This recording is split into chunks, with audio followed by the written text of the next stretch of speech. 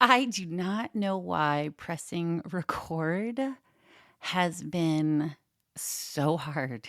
But I'm here. I'm doing it. I'm here. It has been, it has been a month. I mean, I think the best way that I describe it is that I have been on the roller coaster where the highs are really high and really amazing, and the lows are quite dramatic and a lot. And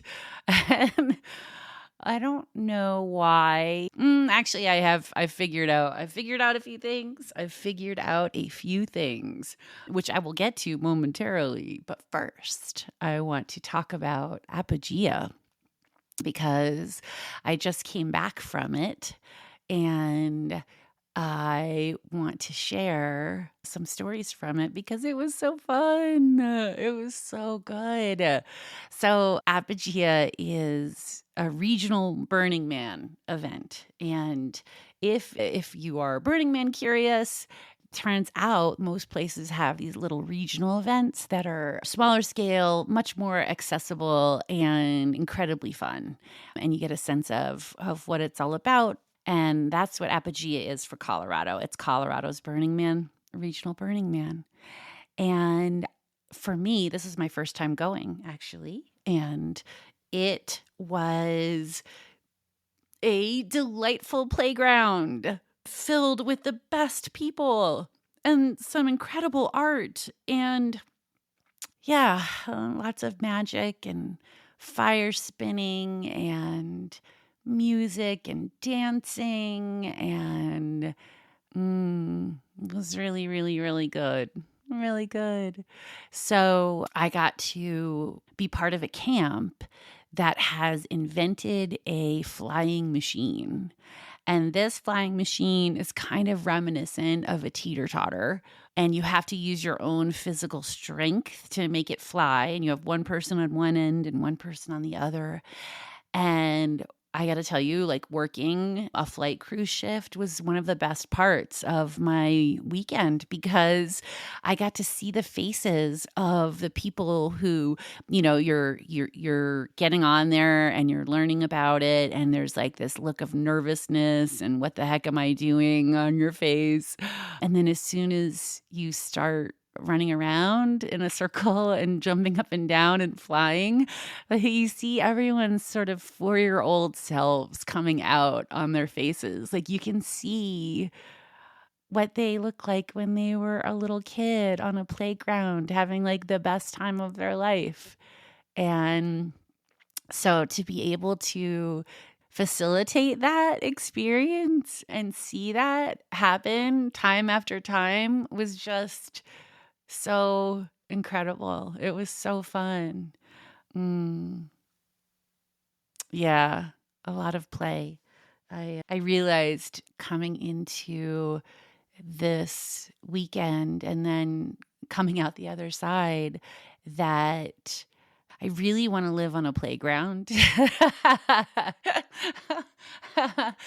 like like in a way that you know you can choose whether you look at the things that you do in life as fun or not, and like the amount of effort that goes into setting up these camps and doing all of this incredibly like manual labor, physical labor, emotional and mental labor. You're hauling in tons of gear, you're spending hours setting it up only to break it all down a few days later. And most people that I've encountered are feeling very stretched right now.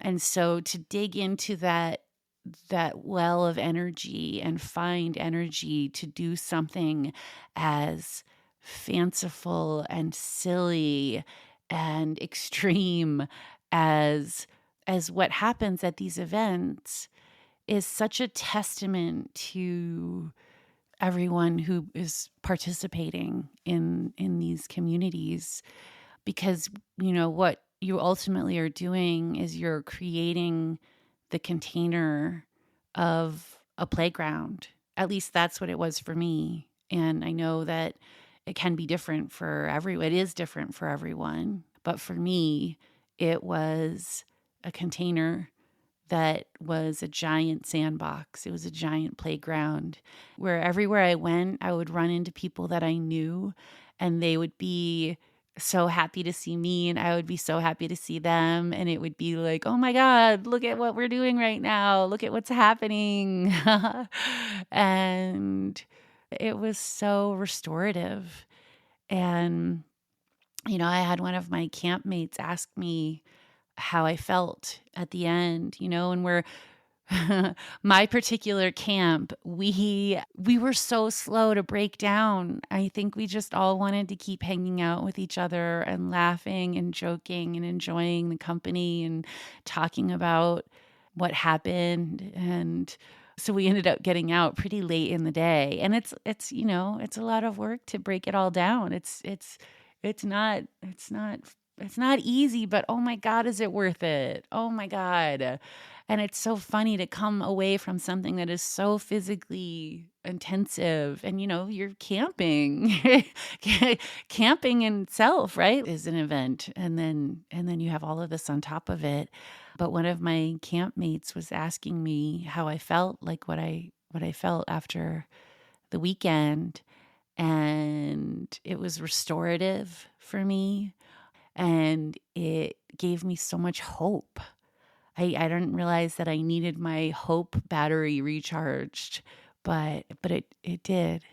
And so I have like this overwhelming sense of gratitude for all of the encounters that I had, all of the people that I saw, all of the new friends that I made, all of the beautiful art and experiences that I got to have. And then I also volunteered to work at the acculturation tent. And that is so, part of the beauty of Burning Man and of the regional burns is that it's all done by volunteers. Everything is done by people who are stepping up and saying, I want to make this happen. I want this to be my reality. And so I'm willing to put the work in to help co-create this thing because I want it in my life. And so for me, I volunteered to work the acculturation, and that is the tent where you can have new people come in or even people who have come for a while, but we get them with a snow cone. We give out snow cones. And so we get them with the snow cones, but then we end up having conversations about the now 11 principles of Burning Man. And so you end up having these really amazing conversations about the principles and which ones are the most important to you at that moment, which are the ones. It's always really interesting to see what are the ones that people remember. And so my experience in the tent working my shift was that, we would start talking about the principles, and inevitably most people would be like, oh yeah, I read through them. I knew them all at one point, it's been a while kind of thing. And or, if they were, brand new, they'd be like, oh yeah, like I read those before I came in, before I came or whatever. And so you would just be like, oh, well, which is the one that you feel like you connect with the most? And inevitably, radical self-expression would be the one that would bubble to the top. And so I've been thinking a lot about that because that was also the one I connected with first. And I kind of feel like it's sort of like the gateway principle because it is that first taste of freedom, of real freedom that you get. And it's so fun. It's so fun to be radically self-expressed. And it's so fun to see other people radically self-expressed. And it does make you wonder, like, what if this principle is so fun and so great and you connect with it and it's what keeps you coming back, then what do the other principles have for you? What are the worlds that will unfold as you sort of lean into each of the other principles? And I found myself talking about the principle of immediacy a lot because for me, my experience has been that you sort of move through each of the principles as they become more relevant for your experience. And radical self expression, is the first one, and radical self reliance is one that comes up pretty quickly because you see that I think that, you get to understand when you see all of these other people doing all of this incredible work, you just feel like, wait, like, am I a drain? Am I an energy drain on this system? Am I actually someone who is just taking from it? Or am I someone who's contributing in a meaningful way? Am I doing something? Am I providing energy and support so that this thing can keep happening? Or am I am I am I one of those people who is actually taking more than I am giving from the system that I exist in? And, of course, that sentiment is not just for Burning Man, it's actually for the planet, right? It starts with thinking about how I'm contributing to this particular event to make sure that it happens and to provide new people with an amazing experience because that's what I got. And then you start thinking about how you show up in the world and what it is that you're contributing to the world and whether you're a drain on the system of the world or not. And so it can get a wee bit existential. So there is that, but it's a really good one. It's a really good one. And so now the principle that of course, if you've been following this podcast at all, and if you haven't been, then I'm sorry. It just sort of, you're just jumping right in. And I'm actually thinking that I need to create a Start Here podcast episode so that I can create a little bit of context for new people who are hopping into this swimming pool right into the deep end. But anyway, the principle that I ended up talking about a lot at this particular burn is the principle of immediacy. And it was fascinating to hear all of the different interpretations of what immediacy means.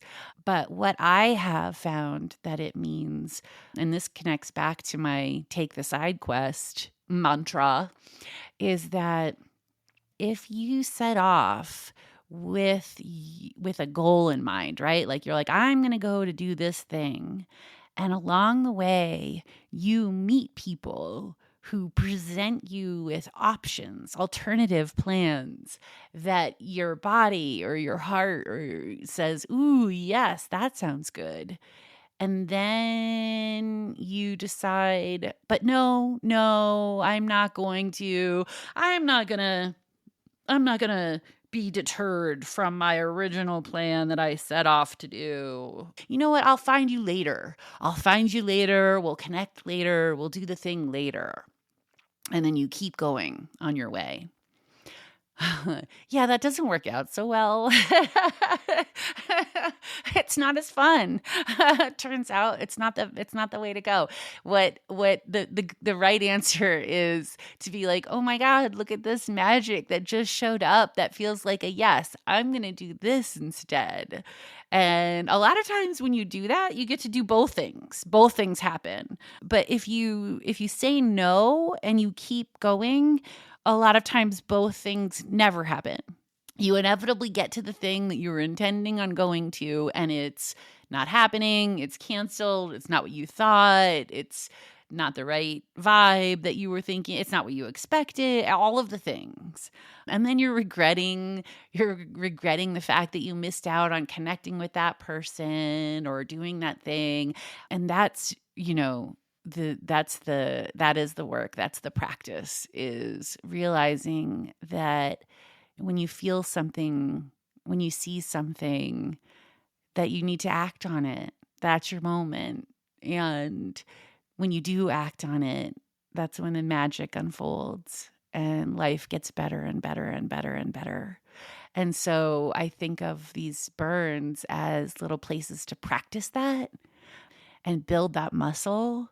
And so this is one of the muscles that I am building. And it's really interesting to have this be present for me as I'm moving into these next 2 weeks, because there's a lot happening here in Denver. There's a lot of really amazing people who are all converging in this city over the next 2 weeks, because we're having the psychedelic conference MAPS, which is the organization that has been spearheading the science and the research behind all of the amazing breakthroughs that are happening in mental health when it comes to not just PTSD and trauma and depression, but consciousness. So, everyone who is sort of in this space of what's next, what's effective, what's working when it comes to mental health, they're all converging here in Denver.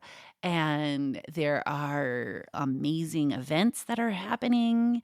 And so I'm moving into these next 2 weeks sort of with that in mind. Like, I'm holding space open so that I can say yes to things, and I'm curious what will show up for me, and I'm excited about the connections that I will be making with the people who are also coming here with the same mindset.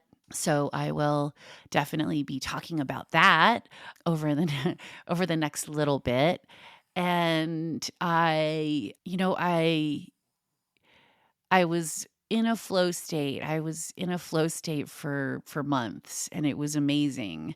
And something about traveling to Europe actually knocked me out of it. In Italy in particular, which was such a surprise. Italy was incredibly surprising and different and wild and all of the things. And the whole trip was. And so part of, I think, the reason that I've sort of disappeared for so long is because I was having a hard time processing what happened and integrating what happened. And I'm getting closer. And I recorded sort of the facts of the trip, the details, the stories of what happened with one of my really good friends who was here for the stories. So I may just post that as is while I'm diving into the being very present to what's happening here over the next 2 weeks. So that might be my next podcast. And I don't like I feel like a whole entire world of things has happened in the past month, and I'm not even sure whether it's I don't know how to catch up. I don't know how to catch up. One of my really good friends called me. She called me a joy bomb, which which is really cute and lovely. It's what has been really, really present for me is how powerful, how much the butterfly effect is real, how much what we put out there impacts other people. And that happened to me in a really explicit and powerful way recently. And I'm not sure how much I'm going to go into it, but I experienced someone in my life who detonated an anger bomb in my presence. And then I in turn I had things happen where I continued that. I passed that anger along. I passed that anger along. And I've been thinking a lot about how I had forgotten everything that I had learned.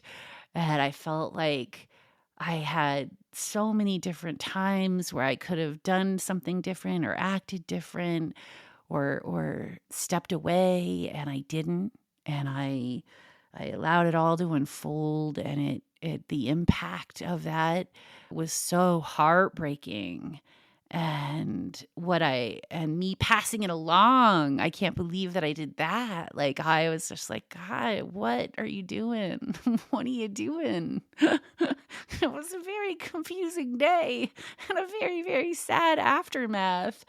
So apparently I'm still here for the 2x4 method of enlightenment, and it's caused me to think a lot about what I've been saying and what I've been putting out there, because I've been saying that you learn the most, that the dark times are often the times where the most growth happens.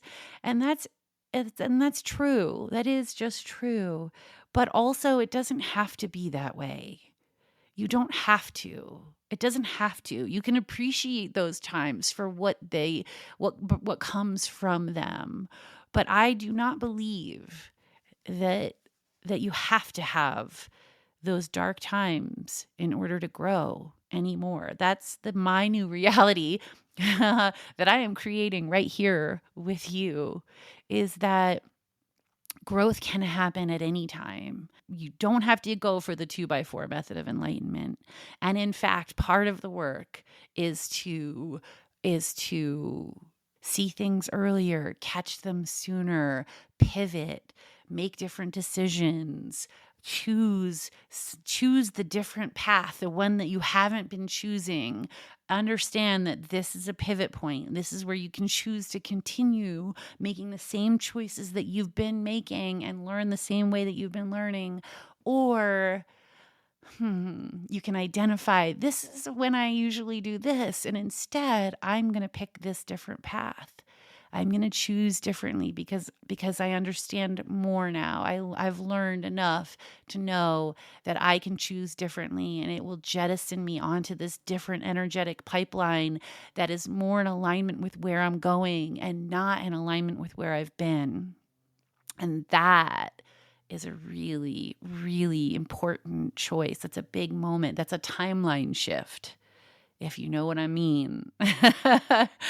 And so for me, I'm understanding that I've been putting out there in my quest to fall in love with all of life, which I choose to.